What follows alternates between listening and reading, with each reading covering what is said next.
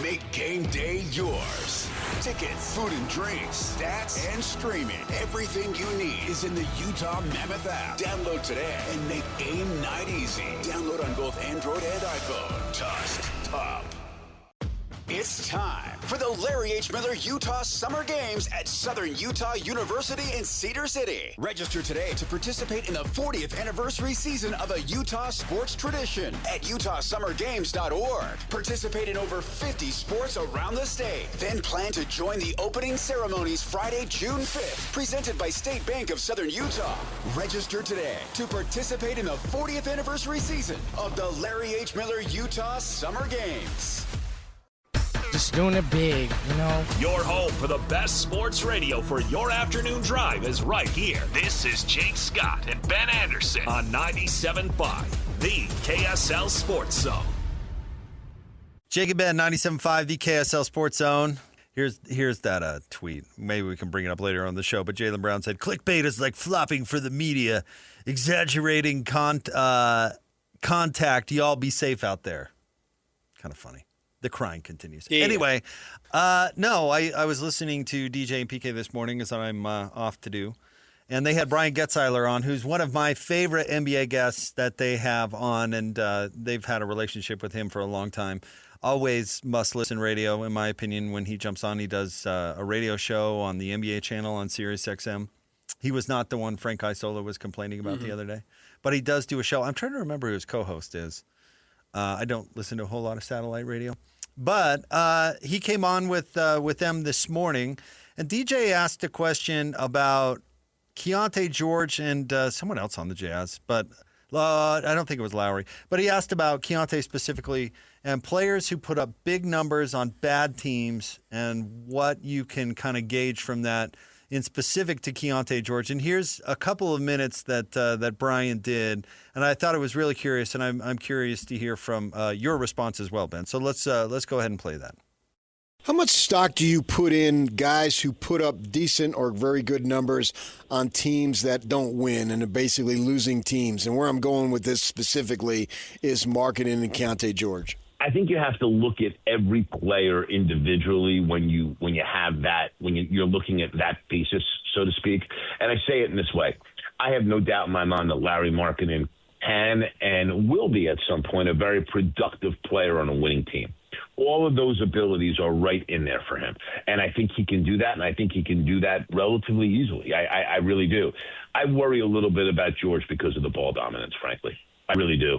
I think that the ball dominance of Keyonte George makes it that if you do have other players around you, are you going to be willing to give it up? Or in late game situations, are you going to be willing to pass the ball to find the guy for the right play? I mean, listen, I go back to Game 6 of the Toronto Raptors series against the Cavs.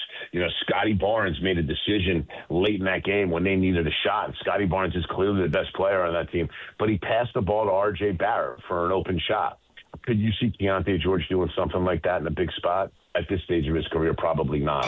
So when you go to those two players, it completely depends upon the individual player. Do you play well with others? That is the big answer, because if you do play well with others, even if you're on a bad team and you can put up numbers, if you're a guy that plays well with others, you can be a solution and a major piece on a winning team.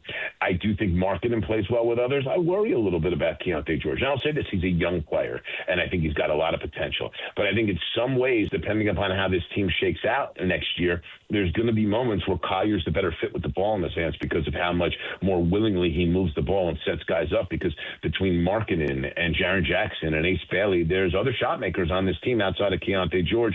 He's going to have to, his big challenge going into next year is, how do I use those pieces around me for the greater good of the overall team? And I think that's something that Will Hardy's going to have to work with him on, but I do think of what we've seen so far, that may be a little bit of a challenge. Sorry, it was Patrick who asked the question, so fake news there on my part. I did hear it. What do you think?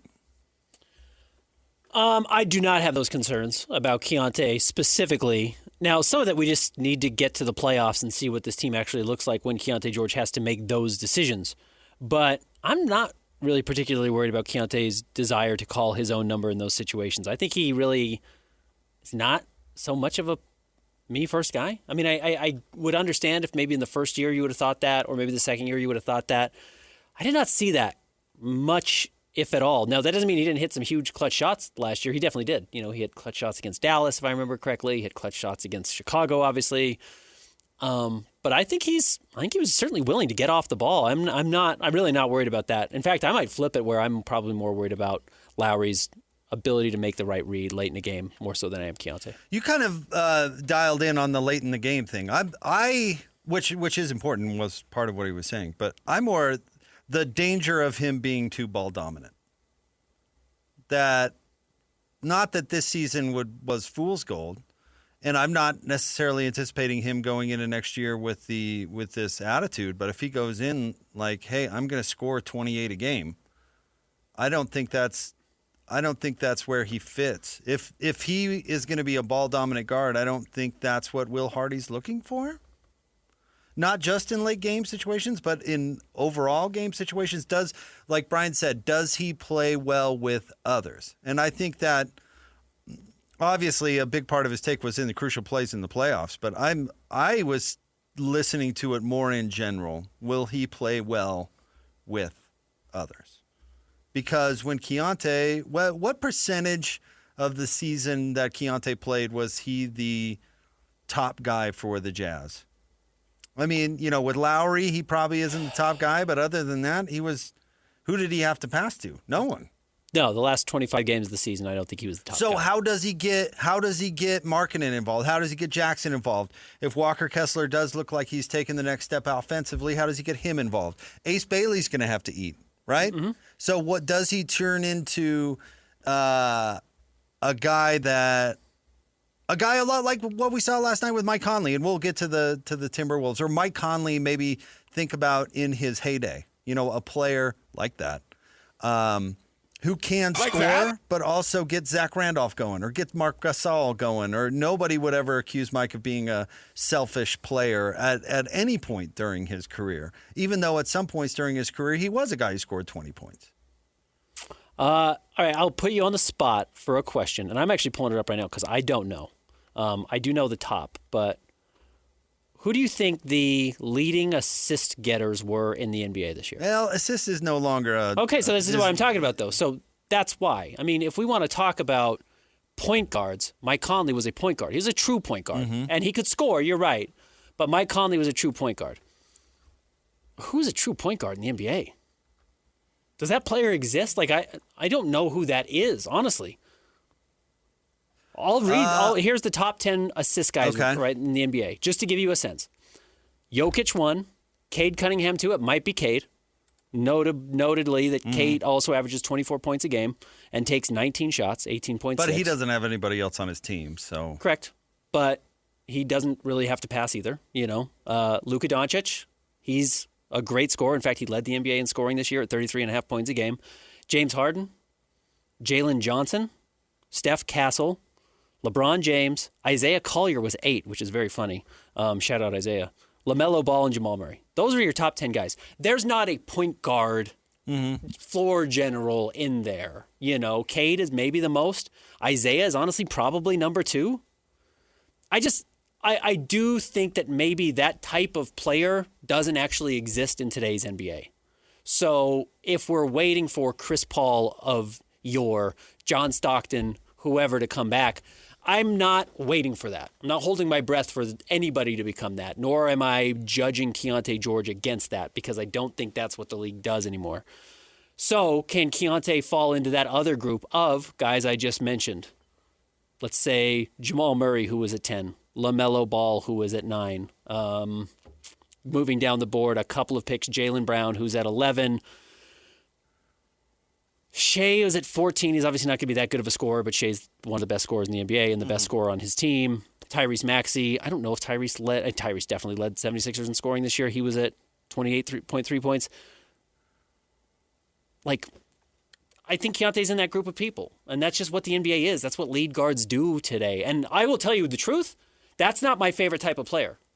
That's actually not the type of guard I like, but I do think that that's just where the NBA is today. And I think the NBA is asking or designed for what copycat league. I don't actually know what that is. I'd be curious to talk to people smarter than I am and when it comes to the strategy of basketball. But I do think that is what the league features, and Keyonte is of that ilk. So he will be featured in a similar fashion. Now, I gave you a really wide scope of players. That doesn't mean he has to be the worst type of player there, which is LaMelo. And he doesn't have to be the best type of player there, which is Shea or whoever. I just think he's in that spectrum. Me personally, I do not care about assist numbers. And Keontae's assists this year were 6.1, which is perfectly fine. Which would have ranked 18th in the NBA, just behind De'Aaron Fox and just ahead of Devin Booker. I honestly don't even think those numbers need to go up because an assist. I wish they did assists like hockey does assists.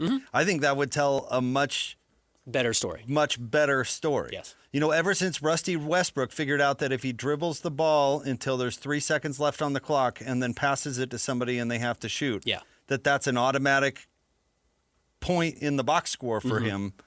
And I give him credit for being the first one, but you could probably look at James Harden for doing something similar. That ceased to become a stat that represented what I'm talking about, unselfishness. Ball movement, unselfishness, yeah. Keontae's usage was 27.9, second highest on the team behind Lowry. Okay. That number either needs to go down or stay the same. And I guess what I'm talking about, Ben, is the Jazz need a player to initiate the offense. I think the Jazz will be a team that will stress, this is what I'm guessing Will Hardy wants, and I don't mean to project, but 4 or 5 passes per possession. How do you get it going from side to side to get Lauri Markkanen an open shot, or Jaren Jackson an open shot, or Walker Kessler something in the dunk spot? Can you answer me this? Can Keyonte be relied to beat his own guy one-on-one? Because that could be a huge role for him on this team because the Jazz don't have a ton of that. I think that was his superpower this year. That's where he got. Now, while his shooting numbers got better because he learned he can get anywhere on the court he wants. So, how does he utilize that superpower, as you say? Is it to get himself a selfish shot on a zero pass possession? Or is it to create an open shot, maybe 2 or 3 passes down the line to Lauri Markkanen, who's one of the best shooters in the league, or Jaren Jackson, who's in upper 30s from 3 and even better in closer. That is more what I think Will Hardy is looking for. And I'm just going on the play hard and pass or you're not going to play, and how he adjusted Colin Sexton's game, for example, or your guy Jordan Clarkson, the 1 year that Jordan was into the starting lineup, which I think was his best year as a Jazz man. People will say, he won 6th Man of the Year. Yeah. What are you talking about? I thought that was his best as an overall basketball player. I thought that was his best season. If Keyonte remembers that he's going to have, think about it, Ben. Just for pipe dream's sake, let's say they add A.J. DeBonta.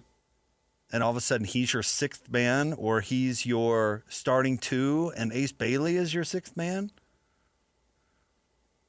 It can't be the Keyonte show. I totally agree. I would have worried about it more after his first and second year. I just think there's so much more talent if you don't utilize it. And I think that's what Brian was saying. If you don't utilize it, you're leaving a lot out on the table. Why did Kristaps Porzingis suck in Dallas? Did he forget how to play basketball? Right. He was playing a lot of stand around and watch. That's all he did. So I think the Jazz want to be a team that gets the most out of all of their guys in their role. And that doesn't mean that when I say in there, it doesn't mean that everybody scores 20. It means who's in what slot and how do you get the most out of them. Who is going to be their highest scorer? In a perfect world, I don't think they want it to be Keyonte. I think they'd love for it to be Ace if they had to really, in a perfect world, choose who their highest scorer is next year. I think they'd love for it to be Ace. I think choice number 2 would be Lowry and choice number 3 would be Jaren Jackson. So I think the narrative around small guards in the NBA has swung too far to the negative. And I will constitute Keyonte as a small guard because he's not Shai Gilgeous-Alexander. He's not Tyrese Halliburton. He's not How tall is Tyrese? I have no idea. Like honestly. 6'7". I mean, he's big. Is he He's that like a big tall? dude. Yeah, 6'6", 6'7", somewhere in that range. He's a big dude.